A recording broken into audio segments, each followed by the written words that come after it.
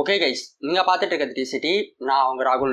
ரோஹித் சர்மா நம்ம Indian cricket டீம்ல ஒரு தவிர்க்க முடியாத ஒரு நிலையான இடத்தை இப்போ பிடிச்சி வச்சிருக்காரு. அது மட்டும் இல்லாம நம்ம இந்தியன் கிரிக்கெட் டீம்ல 50 ஓவர் மற்றும் 20 ஓவர் ஃபார்மேட்டுக்கான ஒரு வைஸ் கேப்டன் அப்படின்ற ஒரு பொறுப்பும் இப்போ பாத்தீங்கன்னா ரோஹித் சர்மாவுக்கு இருக்கு. இப்படி இருக்கும்போது பாத்தீங்கன்னா இப்போ ரோஹித் சர்மா ஒரு பேட்டி கொடுத்திருக்காரு. அவர் அப்படி அந்த பேட்டியில என்னதான் பேசினாரு அப்படின்றது தான் நான் இந்த வீடியோ உங்களோட ஷேர் பண்ணிக்க போறேன். அதனால இந்த வீடியோ கடைசி வரைக்கும் பார்த்துட்டு உங்களோட ஒப்பீனியனை மறக்காம கமெண்ட் பாக்ஸ் கமெண்ட் பண்ணுங்க.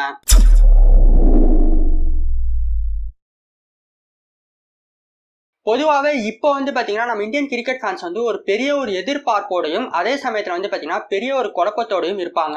எந்த வகையில பாத்தீங்கன்னா பெரிய ஒரு எதிர்பார்ப்பு இருக்குன்னா, நம்ம பிசிசிஐ எப்போ நம்ம இந்தியன் டீமுக்கான வேர்ல்டு கப் ஸ்குவாடை அனௌன்ஸ் பண்ண போறாங்க, அந்த வேர்ல்டு கப் ஸ்குவாட்ல 15 பேர் யார் யாரெல்லாம் பாத்தீங்கன்னா இடம் பெறுவா அப்படின்றத தெரிஞ்சுக்கிறதுக்காக ஒரு பெரிய ஒரு எதிர்பார்ப்போடையும் அதே சமயத்துல பாத்தீங்கன்னா இப்போ இந்த ஐபிஎல்ல சீனியர் பிளேயர்ஸ் எல்லாம் நல்லா பெர்ஃபார்ம் பண்ணாங்கன்னா அவங்களுக்கு வேர்ல்டு கப்ல இடம் கிடைக்குமா அப்படின்ற ஒரு பெரிய ஒரு குழப்பத்தோடையும் பாத்தீங்கன்னா கண்டிப்பா நம்ம இந்தியன் கிரிக்கெட் ஃபேன்ஸ் எல்லாருமே இருப்பாங்க.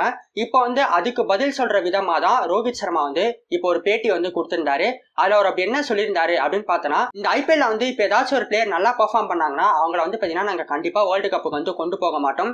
நாங்க ஏற்கனவே வேர்ல்டு கப்புக்கு எந்த பிளேயர்ஸை கொண்டு போனோம் அப்படின்ற லிஸ்ட்டை நாங்க ரெடி பண்ணிட்டோம். இன்னும் 1 or 2 ஸ்லாட்ஸ் தான் பாத்தீங்கன்னா பேலன்ஸ் இருக்கு.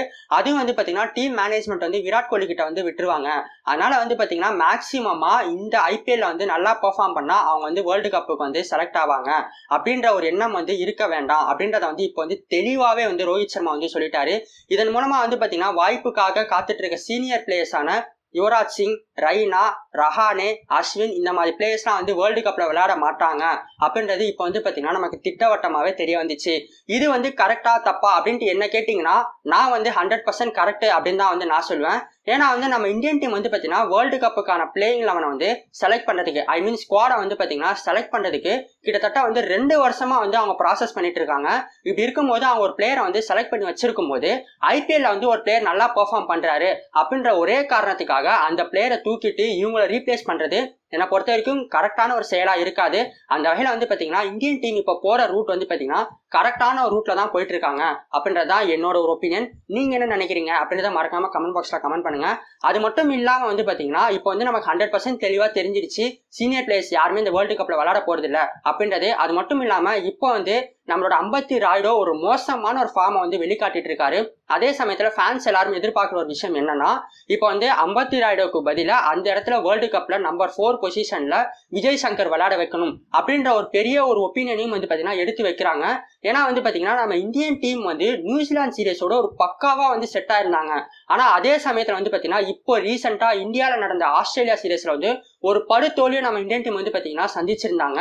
இப்போ பாத்தீங்கன்னா அதனாலவே இந்த இந்தியன் டீமோட ஒரு ஸ்குவாடை பத்தி ஒரு பெரிய ஒரு டிபேட் வர ஆரம்பிச்சிச்சு. சரி, இப்போ நீங்க என்ன நினைக்கிறீங்க, இந்த இந்தியன் டீம் ஸ்குவாட்ல யார் யார் இடம் பெறுவாங்க அப்படின்ற உங்களோட ஒப்பீனியனை மறக்காம கமெண்ட் பாக்ஸ்ல கமெண்ட் பண்ணுங்க. நான் கண்டிப்பா அந்த எல்லா கமெண்ட்ஸுமே படிப்பேன். நிறைய பேர் பாத்தீங்கன்னா கமெண்ட் பாக்ஸ்லயே பாத்தீங்கன்னா கமெண்ட் பண்றீங்க, ப்ரோ நீங்க கமெண்ட் பண்ண சொல்றீங்க ஆனா நாங்க பண்ற கமெண்ட்ஸுக்கு நீங்க ரிப்ளை பண்ண மாட்டீங்க அப்படின்ற மாதிரி பாத்தீங்கன்னா நிறைய பேர் பாத்தீங்கன்னா கமெண்ட் பண்றீங்க.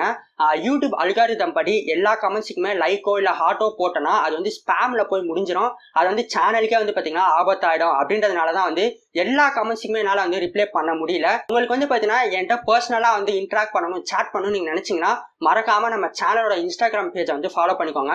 நான் லிங்க் நான் டிஸ்கிரிப்ஷன் கொடுக்குறேன். நீங்க பாத்தீங்கன்னா அங்க மெசேஜ் பண்ணுங்க. நான் கண்டிப்பா உங்களுக்கு பாத்தீங்கன்னா நான் ரிப்ளை பண்ணுவேன். இந்த வீடியோ உங்களுக்கு பிடிச்சிருந்தா ஒரு லைக் கொடுங்க. இந்த வீடியோ உங்க ஃப்ரெண்ட்ஸோட மறக்காம ஷேர் பண்ணுங்க.